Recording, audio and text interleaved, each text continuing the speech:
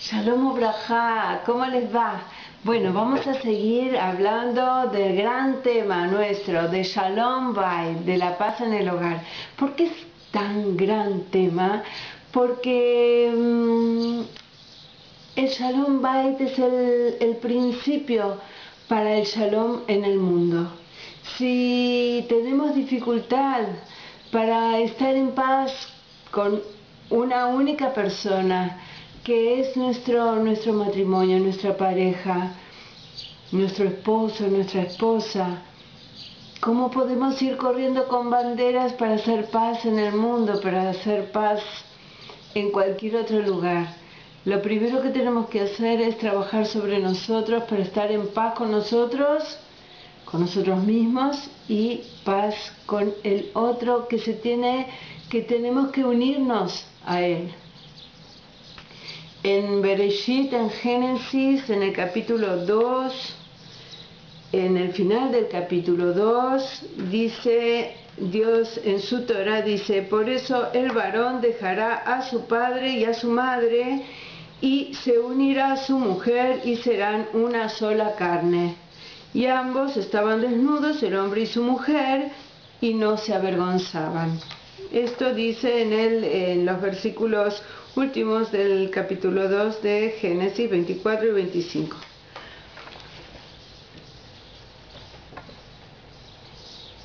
Esto es lo que tenemos que hacer: dejar la casa de nuestros padres y unirnos en una sola carne con nuestro esposo, con nuestra esposa. Y es una gran dificultad que tenemos. Parece como algo risueño, pero en realidad es muy grave, porque la gran mayoría de las parejas, o de la ausencia de parejas, o sea, la gran dificultad para armar hogares, para armar parejas, muchas veces tiene que ver con que la persona todavía no dejó o no está dispuesta a abandonar la casa de los padres. Y no me refiero obviamente al departamento o a la casa física. Estoy hablando de que para formar un hogar, uno tiene que formarlo uno con el otro. Y como hablábamos en el video anterior del recipiente apto para recibir Torah, para poder formar un hogar, para poder formar una unidad, para realmente unirme al otro y ser una sola carne, hay que dejar la casa paterna, hay que dejar todo lo que nos enseñaron, hay que dejar todas las culpas que nos pusieron encima, hay que dejar todas las etiquetas que nos pegaron, hay que dejar todo, cerrar la puerta con llave y quedarnos con la llave para abrir cuando nosotros consideremos que es hora de abrir. ¿Por qué aclaro esto? Porque muchos cierran la puerta con llave, pero le dan la llave a los padres. ¿Esto qué quiere decir? Que lamentablemente los padres se meten en la vida de los matrimonios jóvenes y no tan jóvenes, se meten en la vida de aquellos que se están por casar y hacen cosas que no tienen que hacer. Uno tiene muchas confusiones en este mundo con respecto al respeto que se le debe a los padres según el mandamiento de Dios, que dice: honrarás a tus padres. Hay que saber que primero que los padres,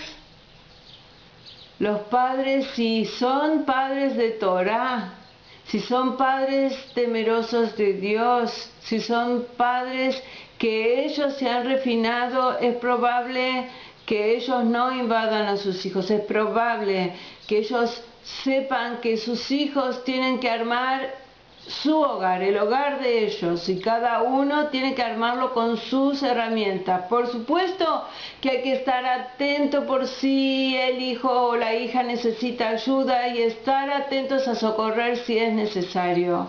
Pero el buen padre, el padre formado por la Torá. El padre temeroso de Dios sabe que él tiene que formar su hogar, seguir formándolo, aunque los hijos ya se hayan casado, aunque tenga bisnietos, tiene que seguir formando su propio hogar y permitirle dar aire y no invadir el hogar de los hijos. El hogar de los hijos es de los hijos.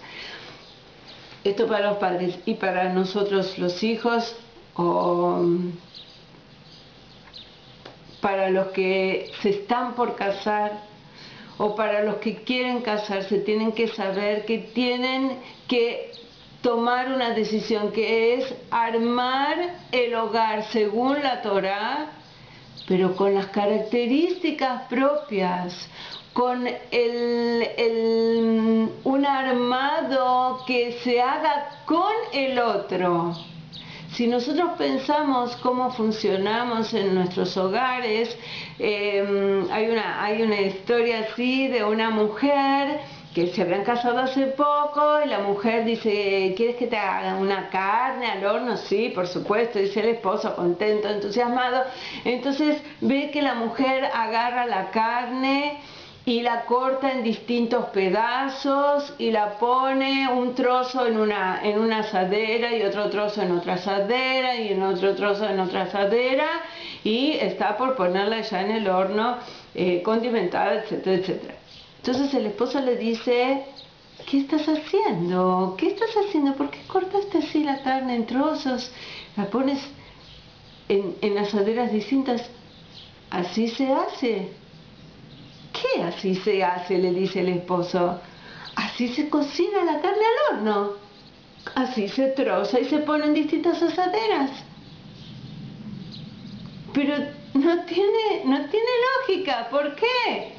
Mi madre lo hace así, siempre se hizo así en la familia y yo hago así la carne. Entonces el esposo dice: vamos a ver a tu madre para que explique por qué ella cocina así y te enseñó así. Entonces van y la hija le dice a la madre: ¿cierto, mamá, que la carne se troza y se pone en distintas asaderas para hacerla en el horno así? Y la madre le dice: no, yo la hago así porque nunca tuve una asadera grande, amplia, una única asadera para hacer toda la carne en una misma asadera. ¿Y cuántos de nosotros traemos al matrimonio preconceptos, prejuicios, ideas que, primero, algunas son lo opuesto a la Torá, otras son ideas que no hacen a ninguna esencia, que son o comodidades que han tenido los padres, o ellos mismos han tenido prejuicios, o nosotros tenemos que aprender a soltar todas estas cosas para poder unirnos al otro y ser una sola carne.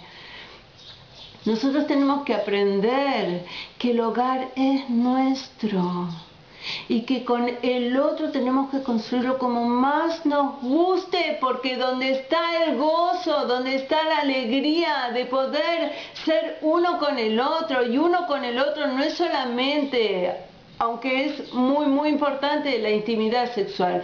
Uno con el otro es ponerse de acuerdo en cómo vamos a poner la mesa y a dónde vamos a ir a pasear y quién lava los platos. Ponerse de acuerdo con el otro, soltar las ideas que uno trae, ya sea de su hogar, de la infancia, o de cosas que vio en otras, o de una rabanit que le dice cómo tiene que ser. Cada matrimonio tiene que armar su propio nido, su propia estructura, su propio edificio, porque allí van a vivir. Y no tienen que vivir de prestado, tienen que construir de a poco sus propias leyes cotidianas. La Torá nos da leyes pilares, nos da Shabbat y nos da el respeto que la mujer le tiene que dar al hombre y el placer que le tiene que dar el hombre a la mujer. Hay pilares en la Torá que uno tiene que sentarse a estudiar para poder construir Shalom Bait. Pero aparte de esos pilares, todos los detalles tienen que ser nuestros. No podemos traer detalles de otros, aunque sean nuestros padres, porque si les funcionó a ellos.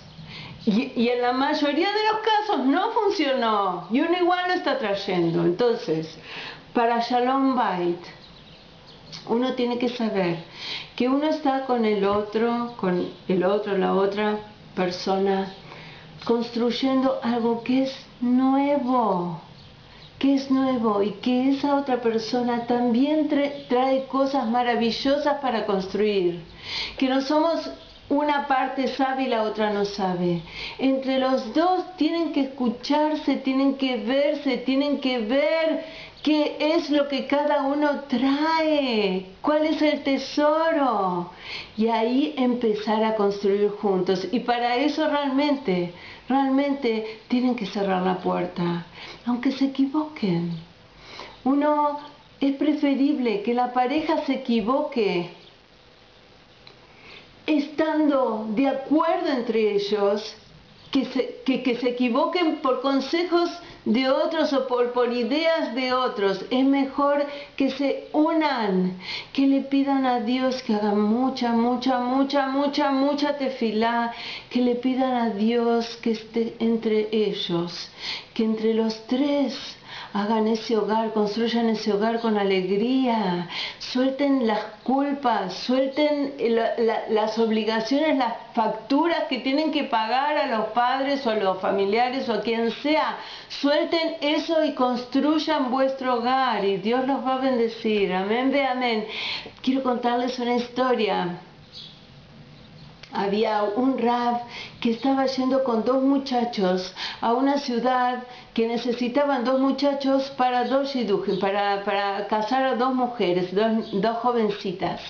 Entonces estaba yendo de un pueblo a otro y uno de los muchachos se arrepintió y se volvió. Entonces el Rav llegó con un solo muchacho. Entonces, claro, las 2 madres de las jovencitas que habían estado esperando un montón para poder casarlas, dijeron, el que llegó es el novio de mi hija, no, el que llegó es el novio de mi hija, no, el que llegó es el novio de mi hija. Entonces el Rav dijo, no, vamos a hacer como el rey Shlomo, como el rey Salomón propuso. Vamos a hacer lo siguiente, vamos a partir al muchacho y separarlo en 2 partes para que ambas partes tengan un pedacito de novio.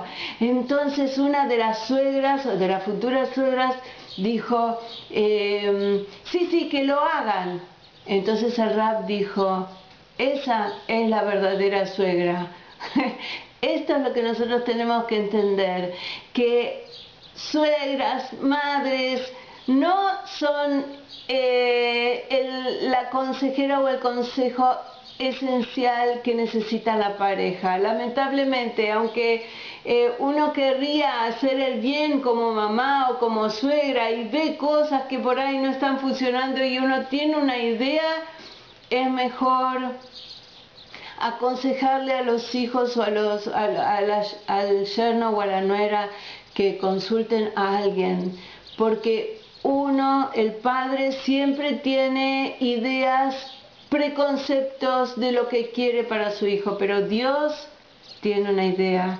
Y si nosotros como matrimonio nos damos a Dios, le pedimos a Dios que guíe nuestro matrimonio, entonces vamos a poder construir un verdadero hogar con Shalom Bait, con nuestros propios criterios, con nuestra creatividad, con nuestra alegría, con nuestro gozo y nuestro agradecimiento al Creador por habernos unido.